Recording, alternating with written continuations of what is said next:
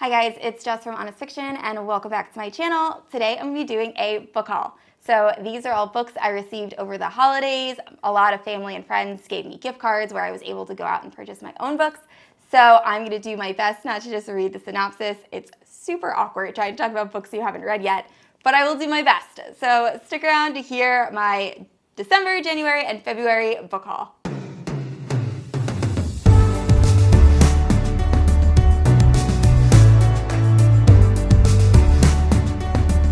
I'm going to start this haul with books that I've actually already read. So I got a couple books that I either read them on Kindle and really enjoyed them and wanted a physical copy, or some are special editions that were gifted to me, or some are just I wanted multiple editions of a book because I love it so much. And I will start with that series. So first, my husband got me the special edition of A Court of Thorns and Roses, which I was really excited about. This is one of my favorite series. I'm doing a reread because the new book is coming out soon. And then with a gift card, I bought myself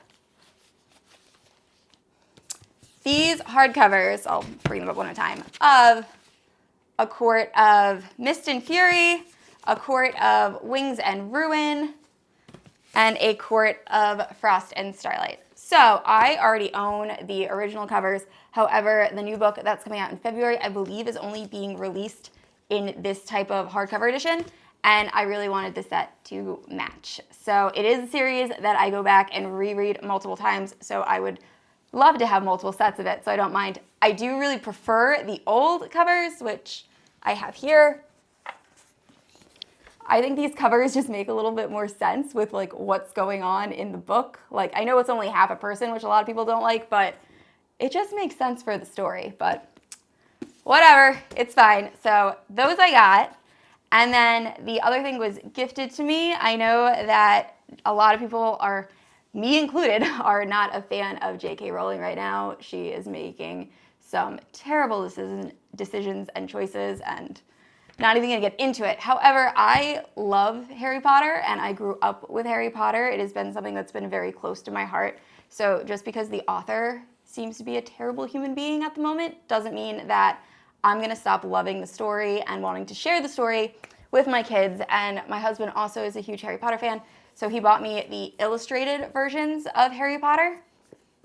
And you can see they're really cool, and it's just something that, as we have a family, it's nice to have the illustrated editions to share with younger children. That is a series that I can't wait just to share with the family. So I'm very happy with the illustrated editions.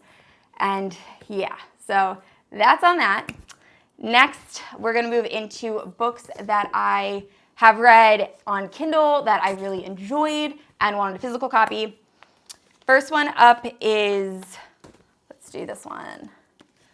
Cinderella is Dead, and this is by Kalynn. I read this over the summer. I believe it was in August on my Kindle, and I really enjoyed it. It's a very different take on Cinderella. So these girls grow up in a society where when they go to a ball, they have to meet Prince Charming, and if they don't meet Prince Charming, they are killed. And it's kind of a scarier version. The female lead has a crush on her best friend growing up, who is also a female, and it's looked down on in society, and she really wants to run away with him. I really enjoyed this. I do think they tried to pack a lot into a very short book. I think if it was a little bit longer, it would have been a little bit better. But overall, it's still an amazing read. I enjoyed this immensely. Obviously, why I wanted it in physical copy. Next up is a thriller that I really enjoyed, and I apologize if I'm pronouncing the author's name incorrectly. I just Googled how to pronounce it. So it is Baby Teeth by Zoje Stage, and it follows this mother, Suzette, who is raising a daughter, Hannah, who has selective mutism, and she also has other issues that Suzette has to deal with, and you really get to see what life is like having a child that could be a sociopath and how it affects you. And is the mom overreacting? Is Hannah really this evil child, or did Suzette create this personality in her daughter? And I'm in the psychology field and I work with children, so this book was just so gripping and eerie feeling, like it stays with you after you read it. And Hannah was terrifying, and it was interesting to see what might have caused her to be this way, but also like, what do her parents do when you know that your child is a threat to themselves and others? What do you do as parents? And I just inhaled this book. I enjoyed it so much. Definitely check out if you want a gripping psychological thriller. I couldn't rave about this enough. The next book is All the Ugly and Wonderful Things by Bryn Greenwood. I read this a few years ago and completely forgot about it. I think I only had the Audible version, and then I saw this. It was on sale at Barnes & Noble, and I picked it up. But this book also is one that sticks with you, and it's about this girl, Wavy, who just has this horrible traumatic childhood. Her parents are very neglectful, and she has a relationship with one of her father's, I think they like do meth, and they're just this like gang of people. And this man really does take care of her when she's a child, but they slowly create this relationship, and it feels very interesting while you're reading it because you do realize that this man is the only one who takes care of her and does truly love her, but also there is a significant age gap between Wavy and this person. And as it goes on, it slowly becomes a romantic relationship, and you have to really question how you feel about all of this. And I really enjoyed it. Like I said, I wouldn't say I enjoyed it while reading. It's just a book that really sticks with you and like makes you think. So I would definitely give this a shot. There are definitely trigger warnings for everything. I think there's like physical abuse, sexual assault, drugs, like you name it, it's probably in this book. But it was a very also gripping read that just stays with you for a long time. So definitely check this out if you get a chance. All right, now jumping into the books that I have not read yet, so I apologize if this is going to go by really fast because I don't know very much about the books. The first one I have already started, and that is The Duke and I by Julia Quinn. This, obviously, everyone's talking about it. It's on Netflix. I binged it when it first came out. I think I watched the entire season the day after Christmas, and it's so good. I love the story. I've never read a historical romance before, so this is going to be my first dive into that. And I'm super pumped to read it. I mean, I love the show, so I'm sure the book is even better. But I am doing a vlog that I will post of me reading this and comparing it to the show. And in that vlog, I am also reading another historical romance, and that is Outlander by Diana Gabaldon.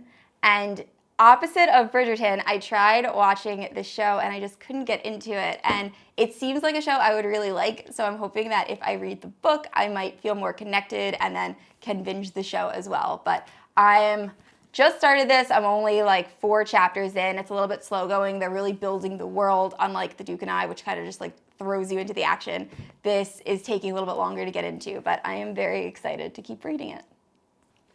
Next up is The Bridge Kingdom by Danielle L. Jensen, and this follows Laura, who is an assassin, and she ends up being betrothed to the king of Ithaca, who is the owner of the bridge, which pretty much is in charge of like all the importing and exporting. So if you own the bridge, you pretty much are the most powerful country. And Laura, is set to marry the king of Ithaca and kill him and take over the country for herself and her family. So I actually am almost done reading this. I wanted to do a review video because I was so gripped by it in the beginning. I feel like it's such a short book that like I wasn't expecting to get so attached to the characters, and I'm already like very invested in this story. So very good so far. I will let you guys know in my review how I feel about it at the end, but definitely check out The Bridge Kingdom by Danielle L. Jensen. Next up is a book I know very little about, and that is Stalking Jack the Ripper by Kerri Maniscalco. So I read Kingdom of the Wicked by Kerri Maniscalco, and I really enjoyed it despite a couple flaws. You can look up my video review of that. But I did really enjoy the story. I really enjoyed the characters. I thought the romance was pretty good. So a lot of people who like Kerri Maniscalco mentioned that Stalking Jack the Ripper, the series, is phenomenal. So I wanted to give it a shot, and I'm excited to jump into this. I'm hoping to pick this up either next week or the week after. My TBR is getting very, very long. Next up is a fantasy novel that I'm super excited to dive into, and that is FuryBorn by Claire Legrand. And this is the first book in a trilogy, I believe. I don't know very much about this. I just know that there's 2 different timelines going on, I think 1,000 years apart. I know there's a lot of magic. I think there were evil queens. Sorry, I don't want to just read the synopsis, but that's all I know about it. But a lot of people have been raving about it and say it's a very fun read. So I'm super pumped to jump in. Next up is a book I'm actually a little nervous about reading. I did not like the first book I read by this author. However, this is not a sequel. It's just another work written by her, and that is Spinning Silver by Naomi Novik. So I read Uprooted by Naomi Novik, and I was not a fan. I just didn't feel anything for the characters, and I felt the romance was really thrown in there at the end.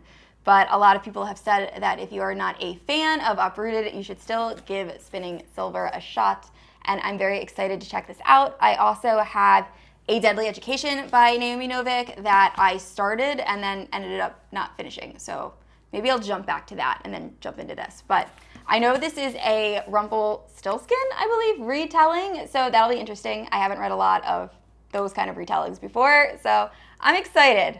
I'm nervous, but I'm excited. Next up, I have 3 contemporary romances. So I just discovered this genre around the holidays. I read a bunch of holiday-inspired contemporary romances, so now I want to broaden my horizons a little bit more and delve more into contemporary romances. And the first one I have is Spoiler Alert by Olivia Dade. So this follows a plus-size woman who writes fan fiction about a show that's very similar to Game of Thrones, and one of the actors, it's unbeknownst to her that it's one of the actors, but one of the actors ends up defending her online, and they end up going on a date, and she doesn't realize that he is the person that she's been writing fan fiction with back and forth. So I'm very excited to read that one. I was addicted to Game of Thrones. I read the series. I forced myself to read the series. I didn't actually enjoy reading the series. Game of Thrones is probably one of the series that I preferred, except for the last season. I preferred the show over the books. But anyway, just went off topic. I am very excited to check this out. I think this will be a very fun read. Next up is Get a Life, Chloe Brown. I've heard really good things about this book. It's about a woman who needs to get out of her shell, and she creates this list of things she needs to do to get a life. And I think she recruits this guy, like a handyman, to like help her with that. I don't know very much about this book, but I've heard so many good things about it, and I'm very excited to start reading it. The last contemporary romance on my list is Well Met by Jen DeLuca. So I know very little about this book. Another booktuber, and I want to say it was Thoughts on Tomes, but I'm not positive. I will link whoever it was down below who did the synopsis of this. Completely sold me, and I was like, I need to get this book. I know it involves a Renaissance fair, and it looks really cute, so I'm excited to jump into this one. The next book is People Like Her by Ellery Lloyd, and this was a thriller I saw in Book of the Month, and it just kind of stood out to me. I wanted to grab it. First of all, I thought the cover was super cool. I like the hot pink. And it is about a mom who is trying to become an influencer and gain a following, and then I think she ends up having a stalker. I'm not exactly sure. I know it's a thriller. I'm super excited to read this. I have had a really bad run with thriller books lately. I just finished One by One by Ruth Ware, which I actually did enjoy. But then Lucy Foley, The Guest List, and The Hunting Party just put me in such a reading slump. I did not want to read another thriller after I finished those 2. So I'm very excited to pick this up. I hope that it's as good as I think it's going to be.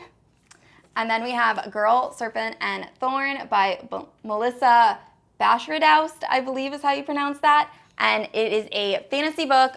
Once again, don't know very much about this. This is so awkward recording videos when you haven't read the books yet. But anyway, I saw this, I think still waiting for my satyr, and I will link her video down below. She was talking about it, and I was like, I really want to read that book. It sounds very fast-paced and like a gripping and fun fantasy read. I don't know if this is young adult or adult. I will also leave that down below. But it sounded like a really good time, and I'm always up for another fantasy. And the last book on my list is The Survivors by Jane Harper. And I'm a little nervous to jump into this only because the front reminds me a lot of Lucy Foley, The Guest List. And I did not enjoy that book, like I said earlier, but it is another thriller that I saw on Book of the Month. And from what I read in the synopsis, a body is discovered, a girl goes missing, and the town kind of has to figure out who did it and like what's going on. I know that is the most generic synopsis ever, but I'm very excited. I'm hoping that I will be hooked with this one. I really want a like Agatha Christie style thriller. I've read enough Agatha Christie. I don't want to go back and reread. And I keep wanting something to hook me like that, and it hasn't happened yet. But maybe this book will do that. I really hope so. We'll see. All right, guys, that is it for my book haul. Thank you guys so much for watching. If you've read any of these books or there are any books that you think I should check out, please let me know in the comments. If you don't know yet, I post new videos every Tuesday, and if you haven't yet, please like and subscribe to my channel. I will see you guys next week.